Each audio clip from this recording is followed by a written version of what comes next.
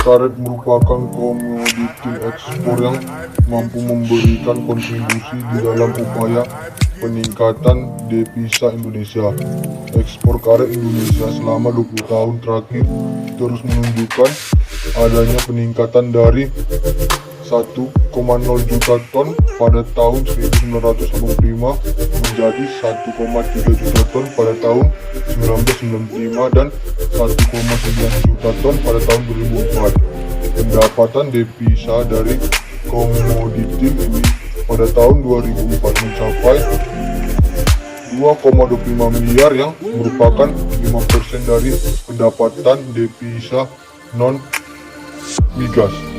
Sejumlah lokasi di Indonesia memiliki keadaan lahan yang cocok untuk pertanaman karet. Sebagian besar berada di wilayah Sumatera dan Kalimantan. Luas area perkebunan karet tahun 2005 tercatat mencapai lebih dari 3,2 juta hektar yang tersebar di seluruh wilayah Indonesia. Di antaranya 85% merupakan perkebunan karet milik rakyat dan hanya 7% perkebunan besar negara serta 8% perkebunan besar milik swasta.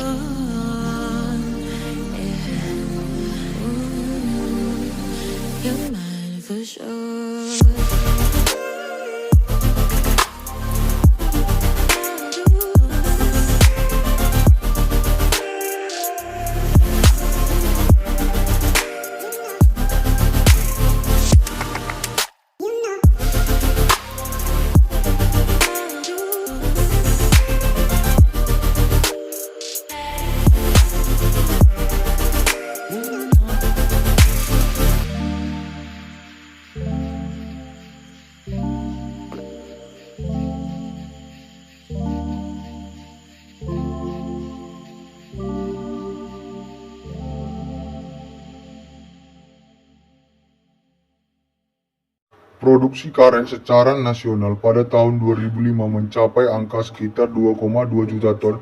Jumlah ini masih akan bisa ditingkatkan lagi dengan memberdayakan lahan-lahan pertanian milik pertanian dan lahan kosong tidak produktif yang sesuai untuk perkebunan karet.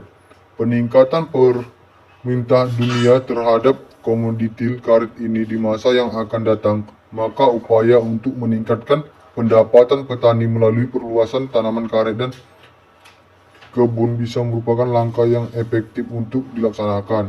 Perkebunan swasta untuk membiayai pembangunan kebun karet dan tanaman secara intensif. Prospek dan peluang pasar. Karet termasuk karet alam merupakan kebutuhan vital bagi kehidupan manusia sehari-hari. Hal ini terkait dengan mobilitas manusia dan barang yang memerlukan komponen yang terbuat dari karet seperti ban kendaraan, conveyor belt, sabuk transmisi, dog fender, sepatu dan sendal karet. Kebutuhan karet dalam maupun karet sintetik terus meningkat sejumlah dengan meningkatnya standar hidup manusia. Kebutuhan karet sintetik relatif lebih mudah dipenuhi karena sumber bahan baku relatif tersedia walaupun harganya mahal. Akan tetapi karet alam dikonsumsi sebagai bahan baku industri tetapi diproduksi sebagai komoditi perkebunan. Pertumbuhan ekonomi dunia yang pesat pada 10 tahun terakhir, terutama Cina dan beberapa negara kawasan Asia Pasifik dan Amerika lain seperti India, karena selatan dan Brazil memberikan dampak pertumbuhan permintaan karet alam yang cukup.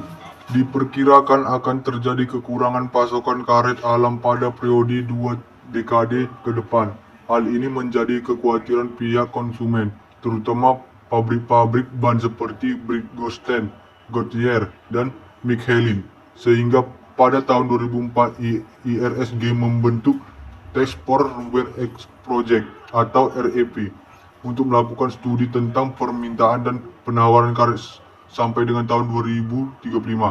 Permintaan karet alam dan sintetik dunia pada tahun 2035 adalah sebesar 31,3 ton untuk industri ban dan non-ban dan 15 juta ton diantaranya adalah karet alam. Produksi karet alam pada tahun 2005 diperkirakan 8,5 juta ton. Dari studi ini diproyeksikan pertumbuhan produksi Indonesia akan mencapai 3% per tahun. Kan Thailand hanya 1% dan Malaysia 2%. Perkiraan produksi pada tahun 2020 sebesar 3,5 juta ton dan tahun 2035 sebesar 5,1 juta ton. Tahun 2002 harga karet 1,1000 untuk harga ISR 20 Singapura diperkirakan mencapai 2000 pada tahun 2007 dan pada 2020 akan tetap stabil dikarenakan permintaan yang harus meningkat terutama dari Cina, India, Brazil, dan negara-negara di Asia Pasifik. Teknologi budaya karet. Untuk membangun kebun karet diperlukan manajemen dan teknologi budaya tanaman karet yang mencukup kegiatan sebagai berikut. 1. Syarat tumbuh tanaman karet. 2. Klon-klon karet rekomendasi. 3. Bahan tanaman atau bibit. 4. Persiapan tanam dan penanaman. 5. Pemeliharaan tanaman, pengendalian gulma, pemupukan dan pengendalian penyakit. 6. Penyadapan atau panen. Syarat tumbuh tanaman karet. Pada dasarnya tanaman karet memerlukan persyaratan terhadap kondisi iklim untuk menunjang pertumbuhan dan keadaan tanah sebagai media tumbuhan. Iklim daerah yang cocok untuk tanaman karet adalah pada zona antara 1500 ls dan 1050 lu. Di luar itu pertumbuhan tanaman karet agak terhambat sehingga memulai produksinya juga terlambat. Curah hujan. Tanaman karet memerlukan curah hujan optimal antara 2.500 mm sampai 4.000 mm per tahun dengan hari hujan berkisaran antara 150 per tahun. Namun demikian, jika sering hujan pada pagi hari, produksi akan berkurang. Tinggi tempat. Pada dasarnya tanaman karet tumbuh optimal pada dataran rendah dengan ketinggian 2000 meter dari permukaan laut, ketinggian atau 600 meter dari laut. Angin. Kecepatan angin yang terlalu kencang pada umumnya kurang baik untuk penanaman karet. Tanah. Lahan kering untuk pertumbuhan tanaman karet pada umumnya lebih mempersyaratkan sifat fisik tanah dibandingkan dengan sifat kimianya.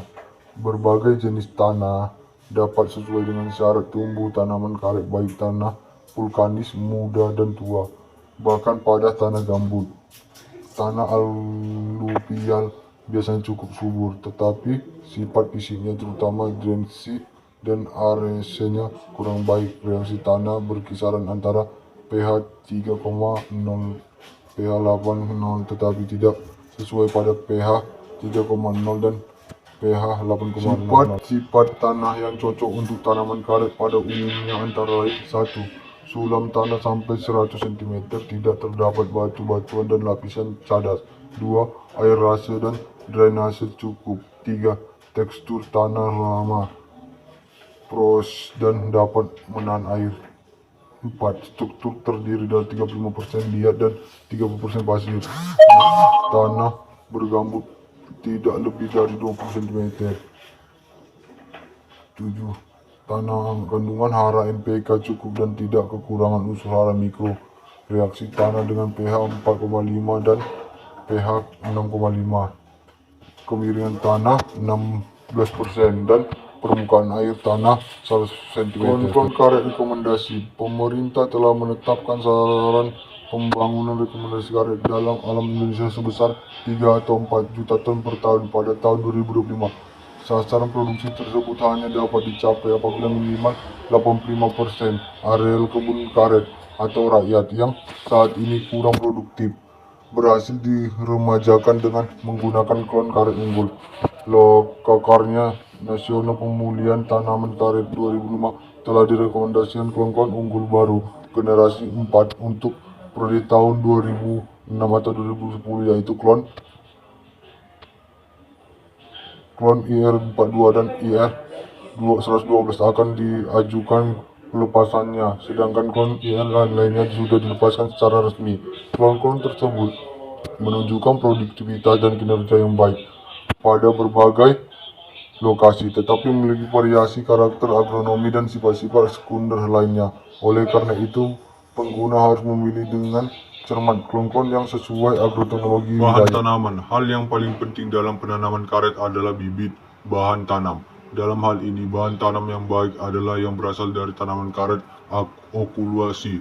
Persiapan bahan tanam dilakukan paling tidak setengah tahun sebelum penanaman. Dalam hal bahan tanam ada 3 komponen yang perlu disiapkan, yaitu batang bawah, entres atau batang atas, dan okulasi.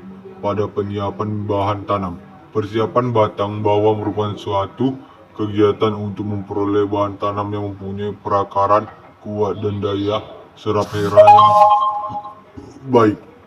Untuk mencapai kondisi tersebut diperlukan pembangunan pembibitan batang sawah yang memenuhi syarat teknis yang mencukup, persiapan tanah pembibitan, penanggalan benih, perkecambahan, penanaman kecambah, serta usaha pemeliharaan tanaman di pembibitan. Cabang dari kebun produksi atau entres. Dari kebun entres, dari kedua macam sumber mata okulasi ini sebaiknya dipilih entres dari kebun entres murni, karena entres cabang akan menghasilkan tanaman yang pertumbuhannya tidak seragam dan keberhasilan okulasinya rendah. Okulasi merupakan salah satu cara perbanyak tanaman yang dilakukan dengan penempelan mata entres dari satu tanaman ke tanaman sejenis dengan tujuan mendapatkan sifat yang unggul dari hasil okulasi dan diperoleh bahan tanam karet unggul berupa stun mata tidak, stun mini, bibit dalam polybag atau stun tinggi. Untuk tanaman karet mata entres ini yang merupakan bagian atas dari tanaman dan dicirikan oleh klon yang digunakan sebagai batang atasnya. Penanaman bibit tanaman karet harus tepat waktu untuk menghindari tingginya angka kematian di lapang. Waktu tanaman yang sesuai adalah pada musim hujan. Selain itu perlu disiapkan tenaga kerja untuk kegiatan-kegiatan untuk pembuatan lubang tanam, pembongkaran, pengangkutan, dan penanaman bibit. Bibit yang sudah dibongkar sebaiknya segera ditanam dan tenggang waktu yang diperbolehkan paling lambat 1 malam setelah pembongkaran. Persiapan tanam dan penanaman. Pelaksanaan penanaman tanaman karet diperlukan berbagai langkah secara sistem, mulai dari pembukaan lahan sampai dengan penanaman. Pembukaan lahan.